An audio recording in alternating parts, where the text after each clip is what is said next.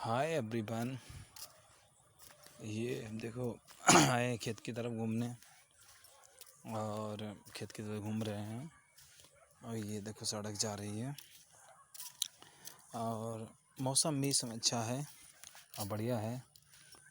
और सुबह सुबह थोड़ी ठंड हो जाती है, ठंड शाम को भी हो जाती है। बढ़िया मौसम है। मच्छर देखो उड़ रहे हैं थोड़े थोड़े। हम ये कहना चाहते हैं कि इस वक्त पितृपक्ष चल रहे हैं। पितृपक्ष, श्राद्ध पक्ष भी कहते हैं इन्हें। जैसे हम लोग हैं, अपनी व्यवस्था करते हैं, अपने बारे में सोचते हैं। और बहुत से लोग अपने पितृ के बारे में सोचते नहीं, क्योंकि प्रत्येक व्यक्ति को किसी न किसी दिन मरना तो है ही, ये सारे लोग जानते हैं। लेकिन ये नहीं मालूम कि मरने के बाद उस आत्मा को कितनी यातनाएं, कितनी परेशानी, कितना कष्ट, कितनी समस्या होती है।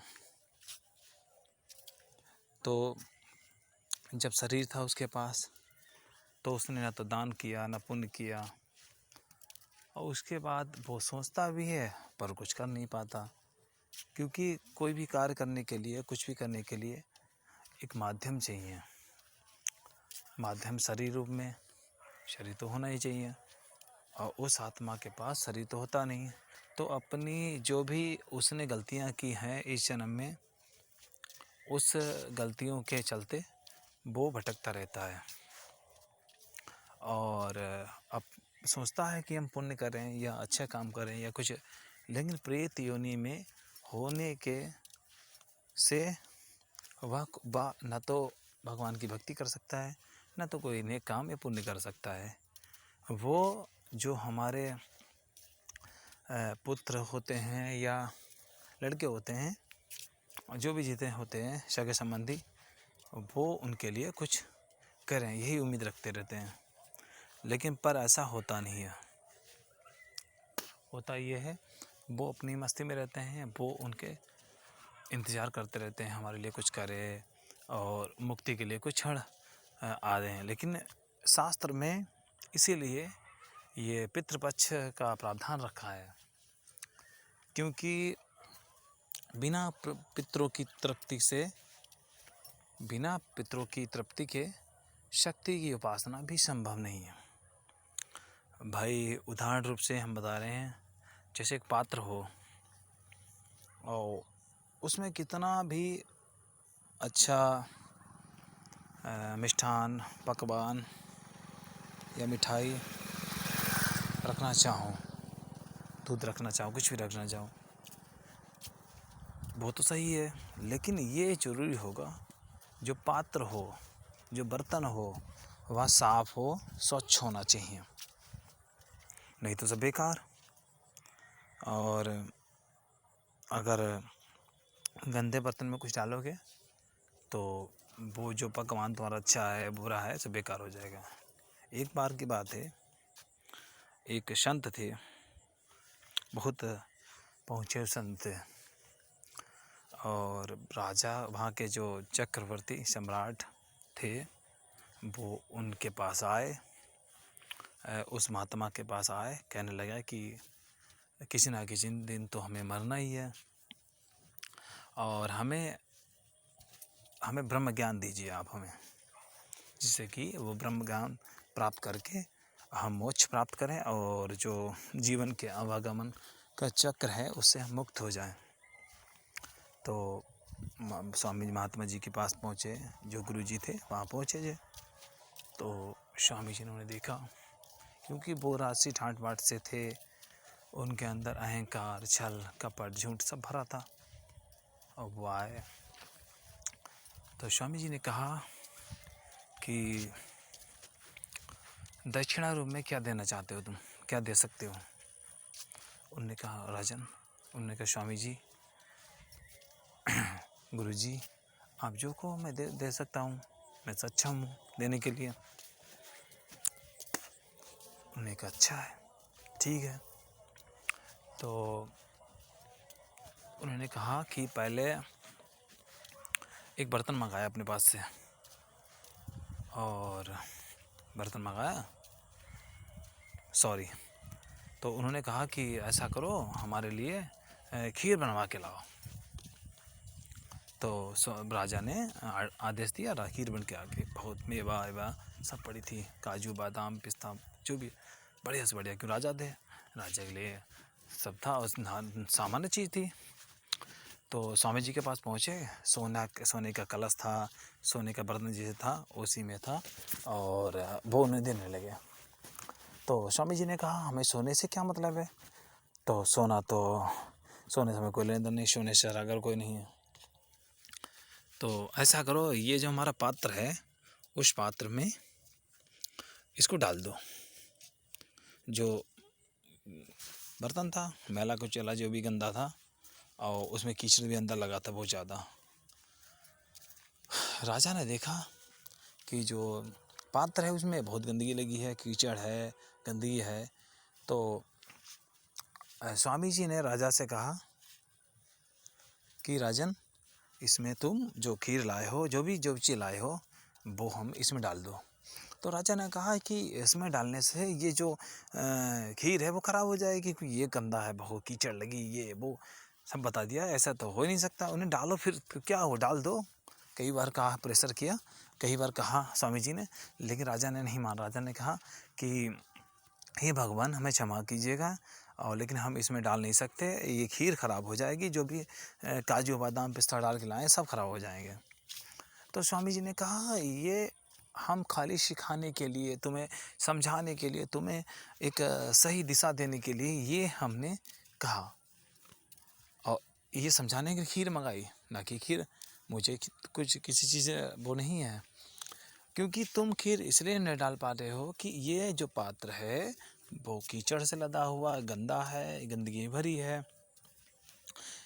और यही स्थिति तुम्हारी है राजन, क्योंकि तुम ब्रह्म ज्ञान प्राप्त करने के लिए आए हो, लेकिन जो तुम्हारा शरीर रूपी पात्र है वो घमंड, व्यभिचार, तुच्छता, पाप, अनेक अनेक कीचड़, अनेक गंदगियों से ये भरा है। इसमें अहम भी है, छल भी है, कपट भी है, झूठ है, सत्य है, और बहुत सी गलतियाँ, बहुत सी गंदगी, बहुत सी चीज़ भरी है।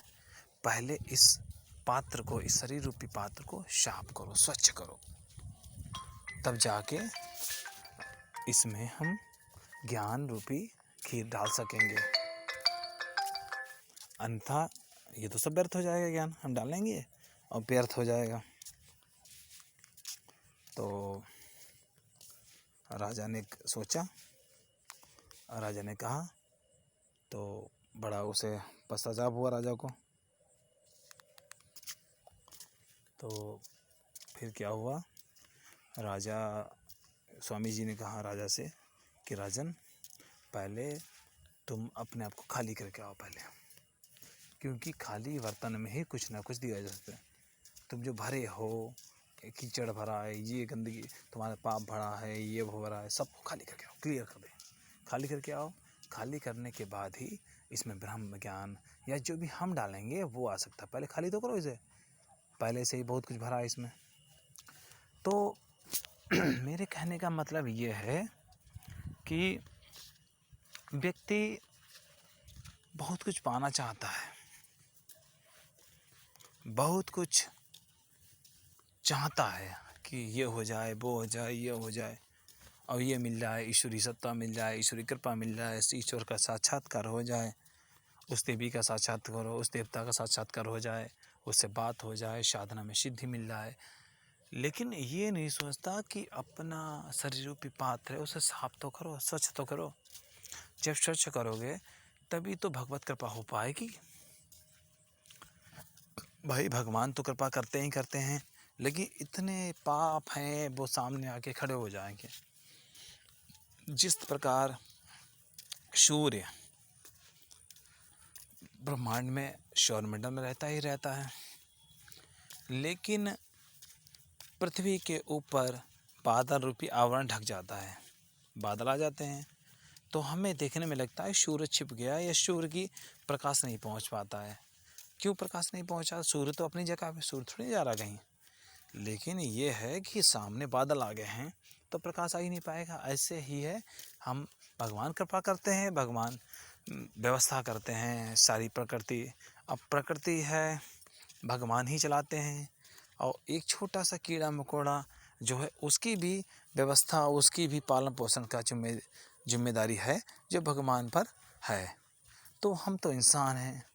कीड़ा जो ज़मीन के अंदर कीड़ा रहता है, कोई चीज़ तुमने देखी होगी, किसी में चूड़ी पड़ जाती है, कीड़ा पड़ जाते हैं, कोई आटा हो या चावल हो, और 15 दिन, 1 दिन, 2 महीना, 6 महीना उसमें सूड़ी या कुछ भी पड़ी रहती है, उसको पानी नहीं मिलता है। पानी तो अनिवार्य चाहिए खाने उसके लिए, शरीर चलाने के लिए। लेकिन भगवान उसको किसी न किसी रूप में उसे ज़िंदा रखता है, उसको शरीर उस तरह बन जाता है। भगवान हर किसी की देखता है, हर किसी सोचता है, लेकिन बशर्ते हम उस लायक बने तो सही। हमारे अंदर गंदगी इतनी भरी है तो भगवान की कृपा हम तक प्राप्त ही नहीं, पहुंच नहीं पाती है, और दोष देते हैं भगवान को हम।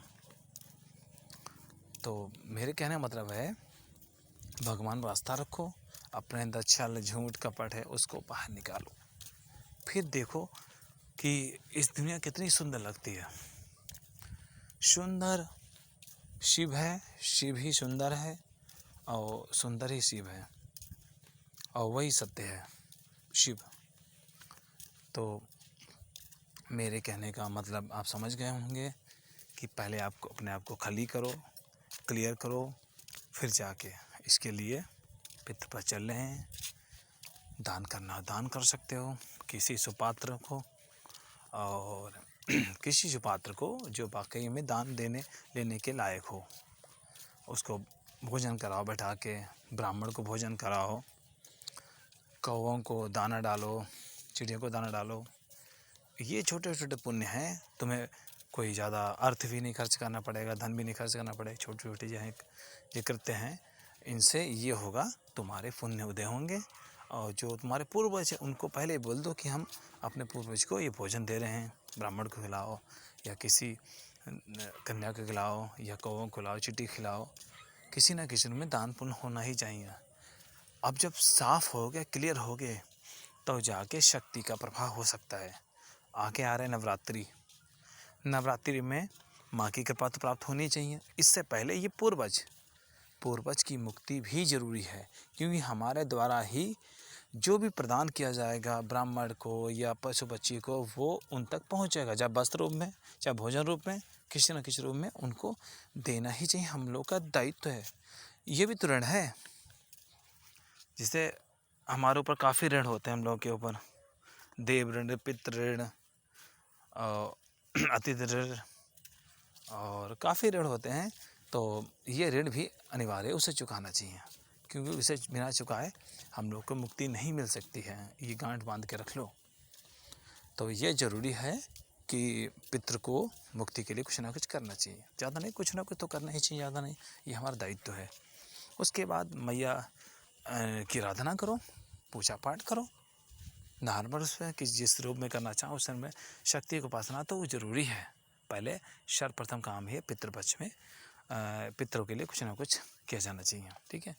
दूसरा सेकेंड है, एक तो कुमार डबल पर रहे हैं, उसके बाद जो नवरात्रि आ रही है, और नवरात्रि में शक्ति की उपासना किसी न किसी रूप में करनी चाहिए। कुछ ना कराओ, कुछ ना कर पाओ, मान लो कुछ नहीं कर पाते, कुछ साधना नहीं कर पाता, कोई व्यक्ति नहीं मंत्र जाप कर पाता, नहीं पूजा पाठ करता, तो नॉर्मल लास्ट में कुमारी कन्या खिला सकता है। कुमारी कन्या खिला दो, 7, 5, 11 जो भी खिला दो, आराम से उनके पैर छू और उनसे आशीर्वाद लो। ब्राह्मण को खाना खिला दो, और वो भी नहीं कर सकता है तो कुछ दक्षिणा या कुछ अन्न द्रव्य जो भी है, अब वो मंदिर में दान कर दो किसी को। अब वैसे पशु पक्षी को तो रोजीना देना चाहिए, रोजाना पितृ हैं या नहीं हैं उसके अलावा भी देना चाहिए। छोटी छोटी चीज़ें होती हैं, हम लोग को पता ही नहीं चलती, और किस समय क्या पुण्य हमारे सामने खड़े हो जाएं और हम लोग को बहुत समस्या से बचा लें। तो आशा करते हैं आप लोग को ये वीडियो अच्छा लगा होगा, और नए हैं तो इस चैनल को सब्सक्राइब करें और चैनल को लाइक करें, कमेंट करें।